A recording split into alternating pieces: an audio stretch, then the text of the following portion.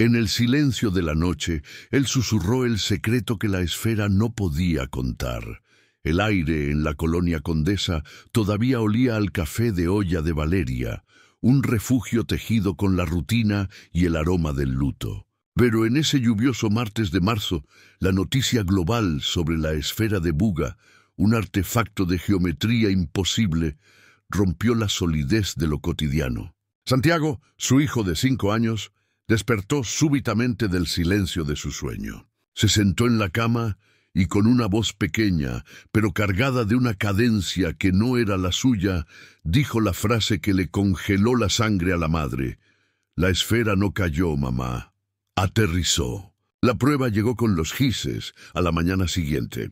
La acera gris de la Condesa estaba cubierta por dibujos de patrones geométricos complejos, idénticos a los divulgados por los medios, pero con un detalle que el público y los periódicos desconocían. Ella apretó la pequeña mano de él, sintiendo la familiaridad del amor que la anclaba.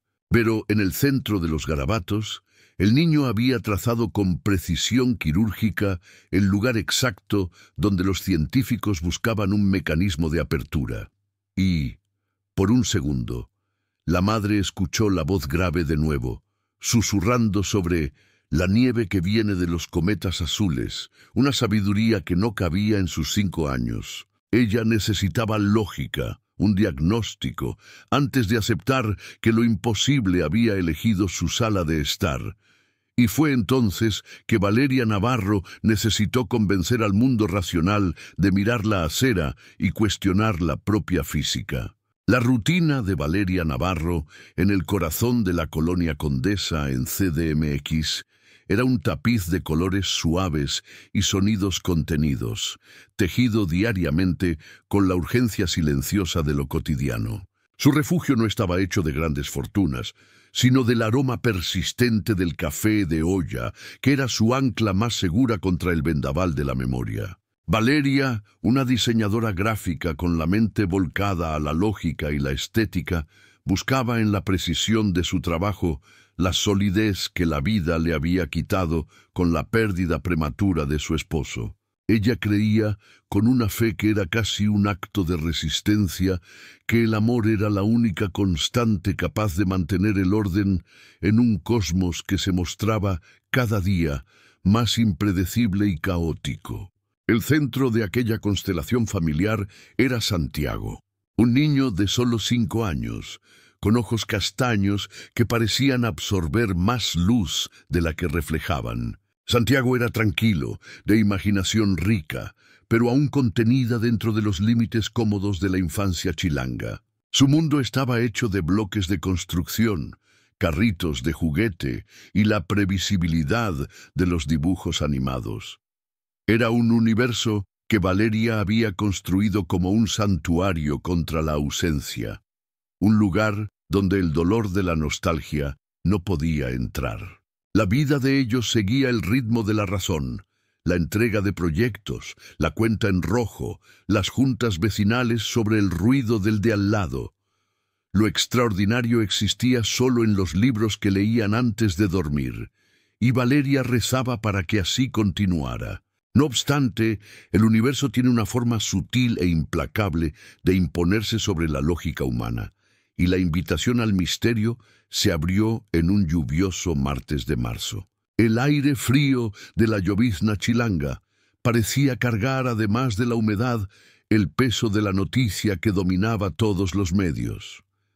Las pantallas de los celulares y tabletas hervían con las imágenes de la esfera de Buga, un artefacto metálico de geometría imposible, que había aterrizado, o como la prensa cautelosa prefería decir, caído en una selva remota de Chiapas. Era un objeto que, en su perfección absoluta y ausencia de soldaduras, desafiaba la matemática, la ingeniería y, sobre todo, el sentido común científico.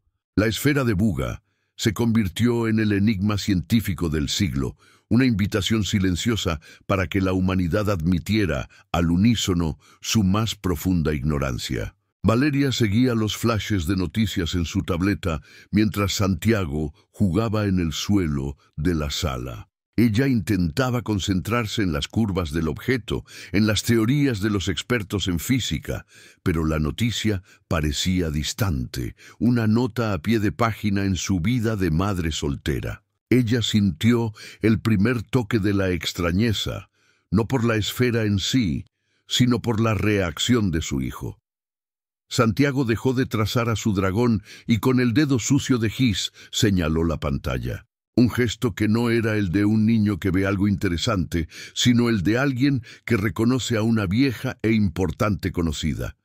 Se levantó y en lugar de volver a sus juguetes, subió a la silla de la cocina, tomó una hoja de papel y comenzó a dibujar con una intensidad febril. La pluma se le resbalaba en las manos, pero las líneas que surgían no eran chuecas.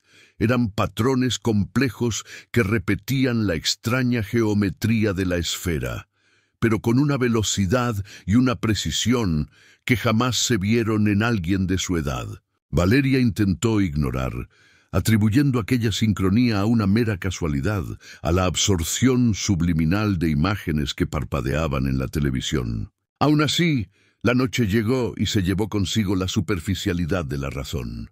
El evento que rompería la normalidad se dio en el silencio denso de la madrugada, cuando CDMX parecía, finalmente, exhalar la tensión del día. Valeria fue despertada por un sonido que no era un grito o un llanto, sino una cadencia. Santiago estaba sentado en la cama, bajo la luz tenue que venía del pasillo. Sus ojos castaños, generalmente tan llenos de inocencia infantil, estaban fijos en un punto invisible en el techo. No estaba agitado, estaba, extrañamente, solemne. El silencio de la noche fue roto, no por una pesadilla, sino por una certeza. La voz que salió de su pecho no era la voz infantil que pedía jugo o un abrazo. Era pequeña, sí, pero cargada de una gravedad y una autoridad que parecían prestadas de milenios.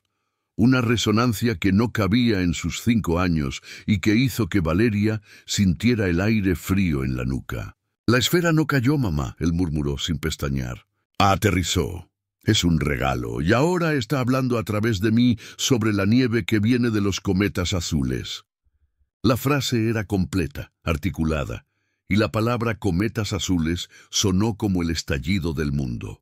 Valeria sintió un escalofrío que no venía del frío de la noche, sino de la certeza súbita de que lo que estaba frente a ella no era un hijo asustado, sino una afirmación cargada de un conocimiento imposible.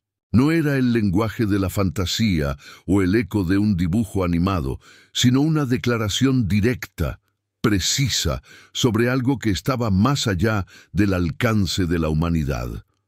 La ligereza de la rutina había sido reemplazada de forma absoluta por la extrañeza. El tono de la convivencia cambió en ese instante. Valeria no pudo dormir. Se quedó observando a la persona en el centro de la experiencia, que había vuelto a dormir con la serenidad de quien acaba de transmitir un mensaje crucial. En el pecho de Valeria, el miedo a una enfermedad se mezclaba con el pavor de lo inexplicable. Ella se aferraba a la razón, repitiéndose a sí misma que era el estrés de la pérdida, la carencia del padre, cualquier cosa que pudiera ser etiquetada y tratada por la ciencia. Pero la esfera había aterrizado y a la mañana siguiente la evidencia inicial se manifestó en el concreto. Santiago tomó sus gises de acera y en vez de castillos, muñecos o juegos de avión, el juego de la rayuela, conocido en México como avión, él llenó toda la superficie gris de la acera con patrones geométricos. No eran garabatos de niño. Eran dibujos complejos, trazados con una precisión que desafiaba la coordinación motora de alguien de su edad. La acera parecía una hoja de papel técnica, revelando un diagrama que el mundo aún no comprendía. El pavor de Valeria se mezclaba con la fascinación.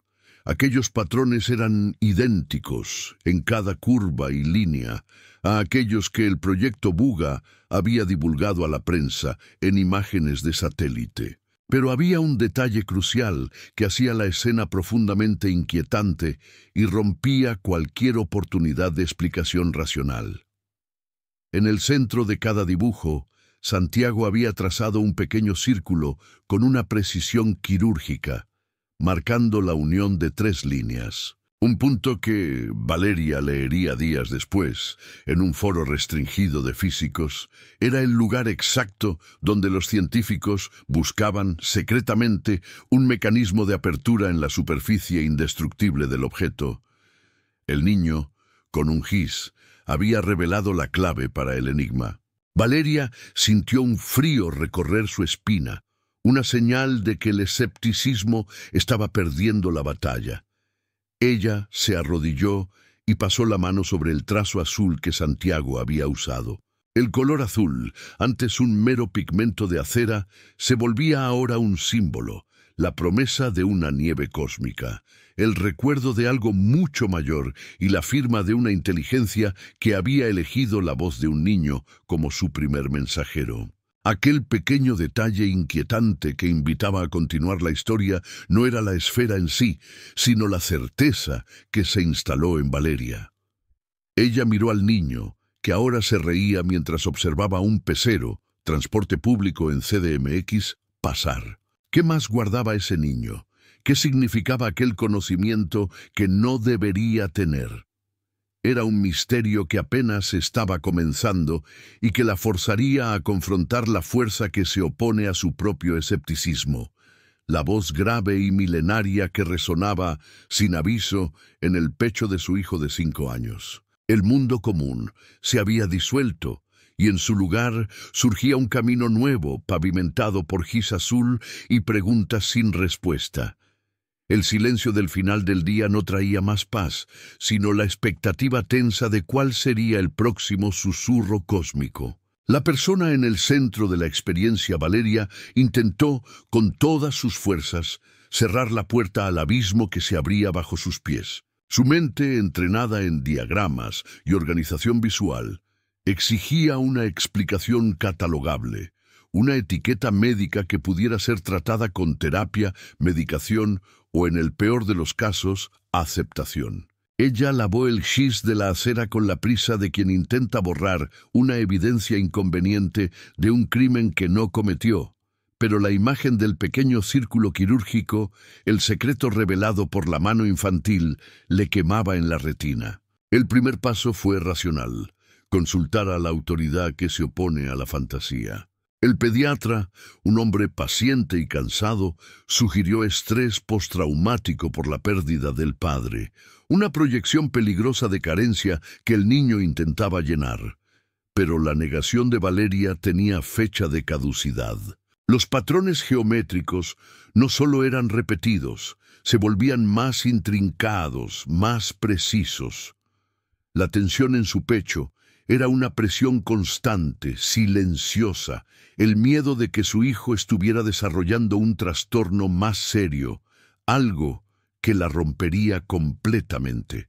Fue entonces que ella buscó la mente más afilada que pudo encontrar. El doctor Ricardo Méndez, un neurocientífico renombrado de la UNAM, conocido por su enfoque implacablemente escéptico y por su rechazo a aceptar cualquier cosa que no pudiera ser probada en una resonancia magnética. El doctor Méndez, un hombre de 40 años y mirada analítica, representaba la autoridad externa, el proxy del público racional. Él inicialmente descartó la historia de Valeria con una pulcritud fría. Era para él un caso clásico de memorización subliminal o, lo que era más común en casos de medios, fraude inconsciente de los padres. Él era la fuerza que se opone no a Santiago, sino a la propia idea de que el misterio pudiera ser real. Pero la esfera de Buga no permitía la permanencia del escepticismo fácil. El doctor Méndez inició la evaluación profunda con la convicción de que encontraría una anomalía neurológica común. Sin embargo, durante una sesión de preguntas y respuestas sobre imágenes aleatorias, las primeras pruebas concretas se acumularon, silenciando al científico. El niño, con los pies balanceándose en el aire y la voz suave de quien narra un juego, comenzó a describir la composición exacta de las microesferas en el núcleo del artefacto de Buga. Usó términos como sílice cristalina y aleaciones de tungsteno para describir los componentes del objeto, información que era clasificada como top secret, restringida solo al equipo de investigación internacional. El neurocientífico grabó cada palabra, observando a la persona en el centro de la experiencia con una creciente pero contenida fascinación. El doctor Méndez intentó enmarcar la descripción como un conocimiento absorbido accidentalmente, pero el niño fue más allá. Explicó la función de esas microesferas. «Son la nieve», susurró Santiago, inclinado sobre la mesa fría del laboratorio. «Sostienen la memoria hasta que el pulso llegue del cielo». El aire en la sala del consultorio se puso pesado. La lógica del doctor Méndez fue golpeada por un golpe certero. La alternancia natural de emociones sutil de este momento era la oscilación aguda de Valeria.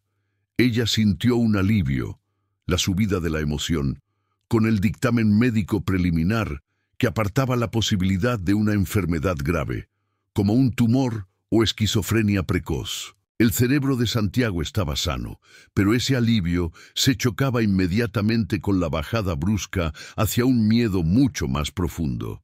Si la causa no era la enfermedad, la explicación estaría en un territorio mucho más extraño que la propia patología.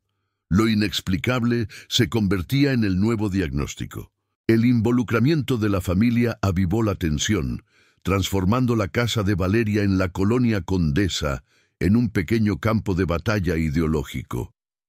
La abuela de Santiago, una señora de fe simple y profunda, una aliada que creía, veía en el nieto una señal de un don espiritual, una reencarnación de algo puro y antiguo. Ella encendía veladoras y rezaba, pidiendo protección para el alma del niño. En contraste, el tío de Valeria, un ingeniero químico pragmático y arrogante, Héctor, la presencia que resiste, el escepticismo en carne y hueso, veía solo la necesidad urgente de internación psiquiátrica. Él hablaba de délire de grandeur y manipulación inconsciente, exigiendo que Valeria parara de reforzar la locura. La persona en el centro de la experiencia estaba siendo jalada hacia dos extremos, intentando mantener a su hijo en medio. El conflicto no era externo, era la lucha entre fe y razón, entre lo visible y lo sentido. El test profesional se dio de forma dramática. El doctor Ricardo Méndez, determinado a agotar las posibilidades científicas, sometió a Santiago a una resonancia magnética funcional, fMRI. La máquina zumbaba en el silencio del laboratorio de punta. Esperaban el silencio de la anomalía, la señal de la patología. El resultado preliminar no encontró ninguna lesión, ninguna malformación, ninguna causa física para la sabiduría cósmica del niño. La mente era estructuralmente perfecta. Pero durante el análisis de las ondas cerebrales, la anomalía se reveló.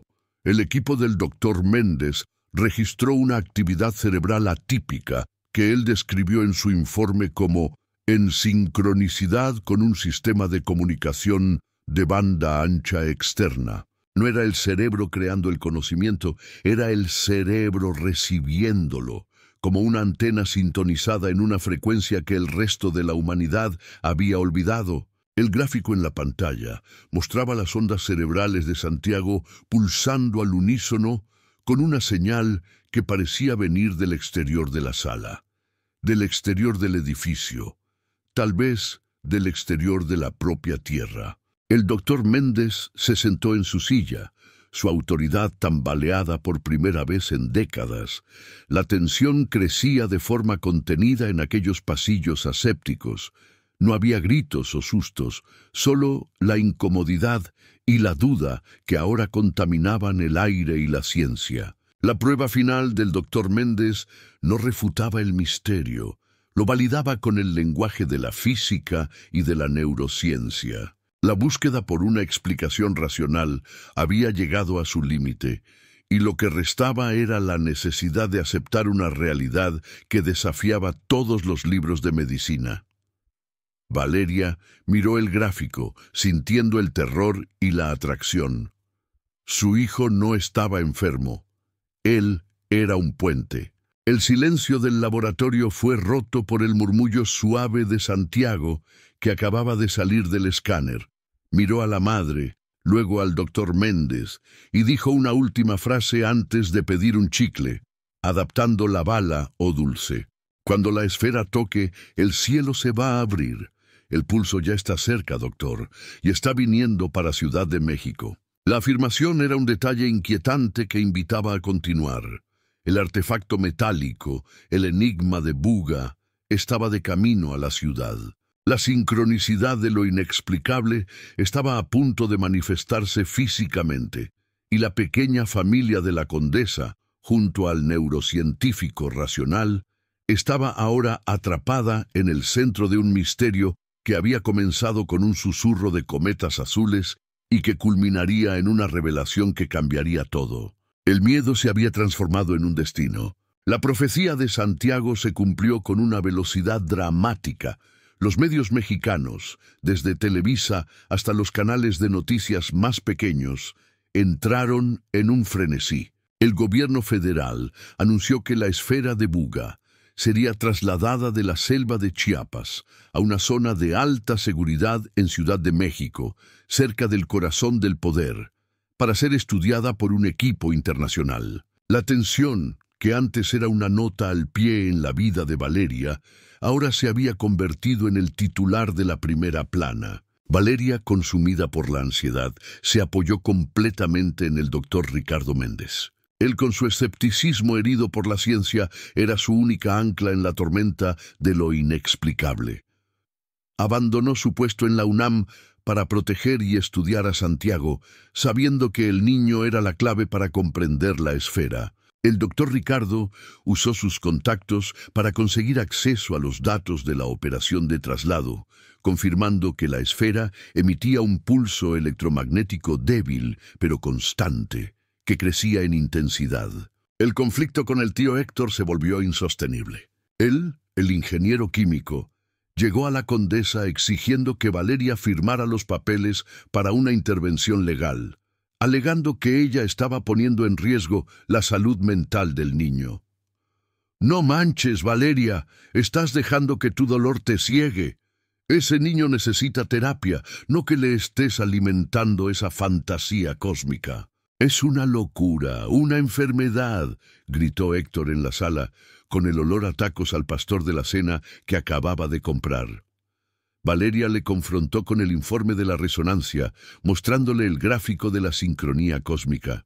Héctor se quedó mudo, sin poder procesar el lenguaje de la ciencia que invalidaba su propia certeza, pero su arrogancia le impedía aceptar la verdad.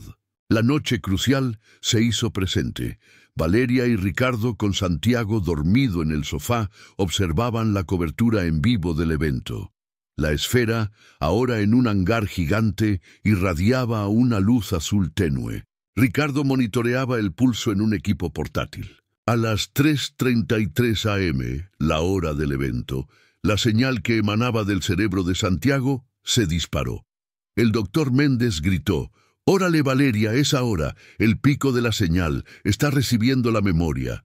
En ese instante, el cielo sobre la CDMX se partió, no por un trueno, sino por una luz intensa, azul y blanca, que se extendió sobre el Zócalo y las colonias circundantes. No fue una invasión, sino una liberación. Lo que cayó del cielo no fue un misil ni una nave, sino una nieve azul. Pequeños cristales de sílice y tungsteno, las microesferas que Santiago había descrito, se desintegraron al tocar la atmósfera, cayendo como una llovizna fría y brillante sobre la ciudad. La gente salió a las calles, observando el fenómeno con una mezcla de terror y asombro. El doctor Ricardo Méndez observó la pantalla. El pulso cósmico había terminado, y en la sala de la condesa el niño despertó, no asustado, sino tranquilo. Se levantó y caminó hasta la ventana, mirando la nieve azul caer sobre los techos de las casas. «La memoria ha sido liberada, mamá», dijo Santiago con su voz normal de niño. «Los cometas azules cumplieron su promesa. Está todo en paz». El clímax había pasado, dejando un silencio asombroso y una ciudad cubierta por un residuo azul y cósmico. Todos los que presenciaron la esfera entendieron, no era el caos, era la promesa. La memoria cósmica, liberada, caía sutilmente sobre la humanidad. Todos los que presenciaron el evento de la esfera de Buga, Valeria, el doctor Méndez, el equipo de científicos e incluso el tío escéptico Héctor, entendieron. No era el caos, era la promesa. La memoria cósmica, liberada por los cometas azules, estaba, sutilmente, cayendo sobre la humanidad. El mundo no cambió por una invasión dramática, sino por un recuerdo activado, por un despertar silencioso. La mayoría de la gente solo vio un fenómeno natural extraño, un evento mediático que pronto pasaría a los archivos de historia, un residuo mineral que cayó sobre Ciudad de México y que sería limpiado por los servicios de la ciudad. Pero para Valeria Navarro, el hielo azul era la confirmación del propósito, la certeza de que su hijo era la llave para algo inmenso. La dualidad entre lo visible y lo sentido se había resuelto en una aceptación serena. El momento final le entregó a Valeria un doble cierre. Ella encontró la paz. El amor de su esposo, Luis Fernando Rojas, continuaba, trascendía la tumba y las dimensiones, y su alma estaba a salvo, ligada a una telaraña de vida que ella apenas podía concebir. Su fe, antes herida, fue restaurada. El silencio en su casa en la colonia Condesa, después de la nevada azul, no era el de la ausencia, sino el de la plenitud. El escepticismo fue transformado. La persona en el centro de la experiencia fue redimida por el conocimiento que su hijo le había traído. La historia se cierra, no con una respuesta definitiva, sino con una duda poética que el público se llevará consigo. Un pensamiento que planea sobre la tranquilidad de la escena final.